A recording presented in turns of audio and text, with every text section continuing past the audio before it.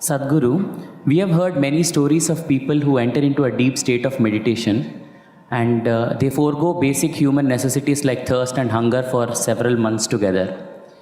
But science says that a person can die within 10 days of not drinking water. So can you please explain us how such a state of metabolism can be attained? For this you will have to bend your mind a little bit, because it's not in your textbook like this. Just day before yesterday, somebody sent me a message from the yoga center. There is something called as jnana linga. This happens very often, but this happened to a foreign national, so the message came to me little concerned.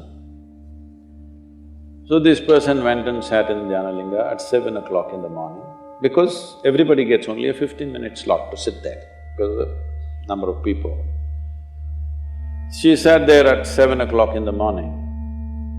She did not move till 3 p.m. How many hours is that?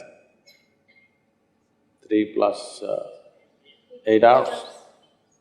She just sat there unmoving. She didn't realize that she's sitting that long.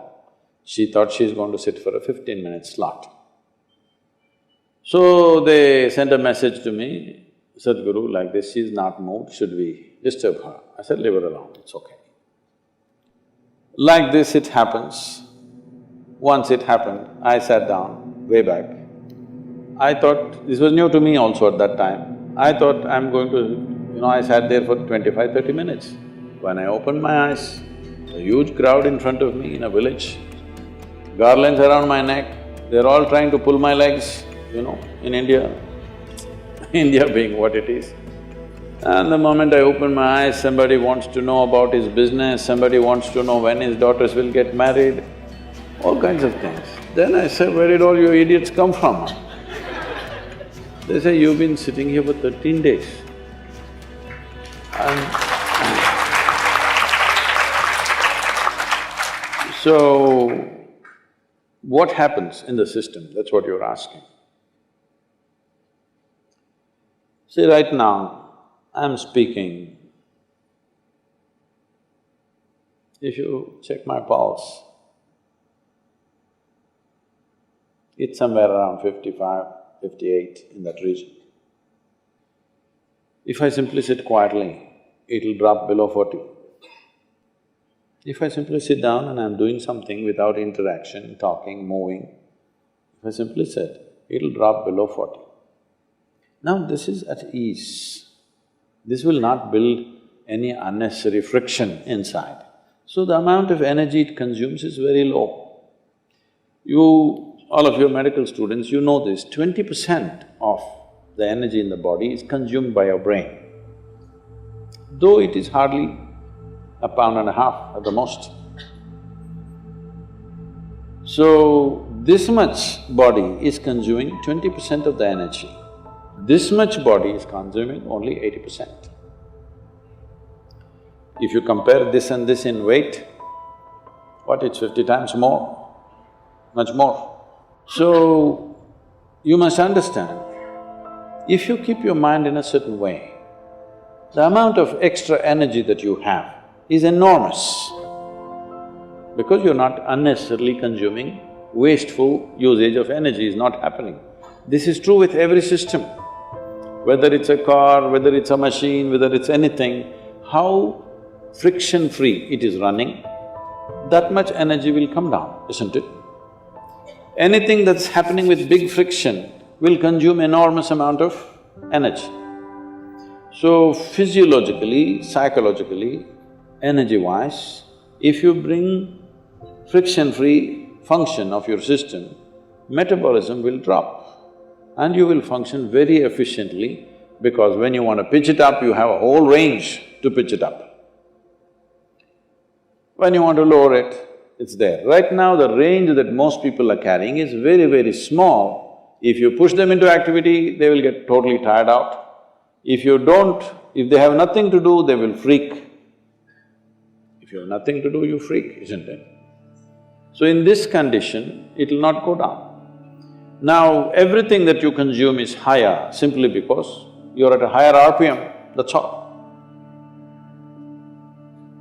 We can Within 3 days, we can teach you a simple form of meditation, which will bring down your metabolism by approximately 24%. This is the highest drop that you can have in conscious states of meditativeness. If metabolism drops beyond that, you will not have any sense of body. If you sit here, you have no sense of body. It is from this that a yogi is sitting. See, if you sit down here, even if you don't have a watch, your legs, your back, your bottom, everything is keeping time, isn't it? Hello? You don't need a watch. If you sit here for 3 hours, you know you need to get up.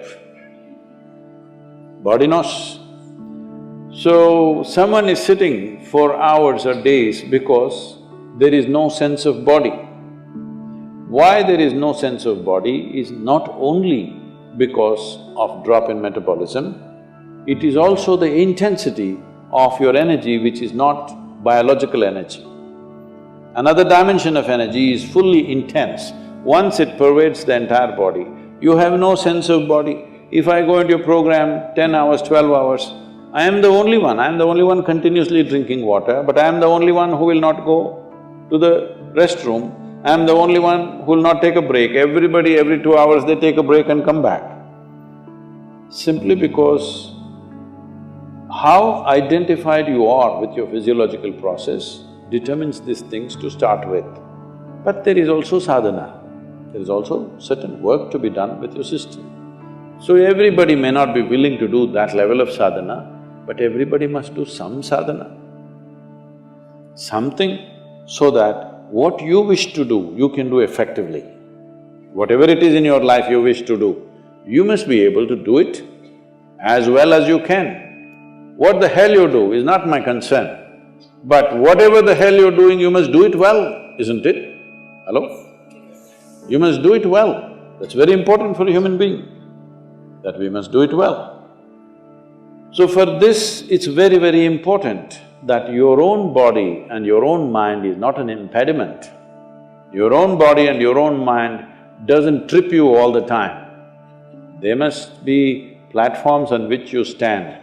Right now, people have sunk into it. See, this is a platform, it's good. Suppose it lets you sink into it, this is not a good place to sit and talk, isn't it? It's holding us up, so it's nice. Your body, your mind should hold you up all the time. If that happens, your dependence on the outside will come down. And also, water is not always consumed through the mouth. Body consumes water in so many ways. If you activate the system in a certain way, it consumes energy. See, right now you're eating food, drinking water, breathing air, everything for what? To generate energy. But science has clearly proved to you there's enough energy everywhere. So if you're able to take in energy as it is, if you're able to imbibe energy, how is this possible? The word yoga means just this. The word yoga means you're beginning to obliterate the boundaries of your individuality. Right now, this is me, that's you, 100% clear, isn't it? Why? Because you think this body is me, that body is you. This is a clear boundary. My body and your body has a clear boundary. My mind and your mind also largely has a boundary. Here and there we may overlap a little bit. But there is no such thing as my life and your life. Have you ever blown soap bubbles, or were you a serious boy even when you were in school? No. Did you blow soap bubbles? Let's say we sit here and blow soap bubbles. You got this big bubble, I got that big bubble. Now I said, this is my bubble, that little one is yours, this is my bubble. Oop, it went. Now I don't say, this is my air, that is your air. Life is just like this. This is a living cosmos. You captured some, I captured some. How much you capture will determine the significance and the quality of your existence. I want you to understand this clearly. How much of life have you captured will determine this. You may have a big brain, You may have a huge intellect, you may have a lot of knowledge, but you will not still live a significant life. Only if you capture a lot of life, if you're a big bubble, then it's significant. If you have a big body, other people may look at you and say, he's very big, but within you, that will not be the experience. If you have a big brain, people think, oh, he is very smart, but within you, you will not have a significant life. Only if you capture a huge amount of life within you, then if you sit here, simply if you sit here also, it's too fantastic. When it's like that, whether you open your eyes, close your eyes, whether you do something, you don't do something, it doesn't really make a difference to you. Only then you will live in the world as not being a vested interest, because what you do and do not do, what happens to you and does not happen to you, does not determine the quality of your life. That is when we can really trust you, isn't it? Otherwise we don't know why you're doing the surgery. I mean, these question marks have come, isn't it? Can I tell you a joke? A man went for a surgery, he needed a surgery, so he went to the doctor. Doctor said, this is in United States, so doctor said it'll cost you $36,000. Then he said, doctor, I cannot pay that, I don't have insurance. Then doctor said, don't worry, you pay $3,000 per month. The patient said, but that looks like a car payment, you know, installment to buy a car. The doctor smiled and said, yes, I am buying a car.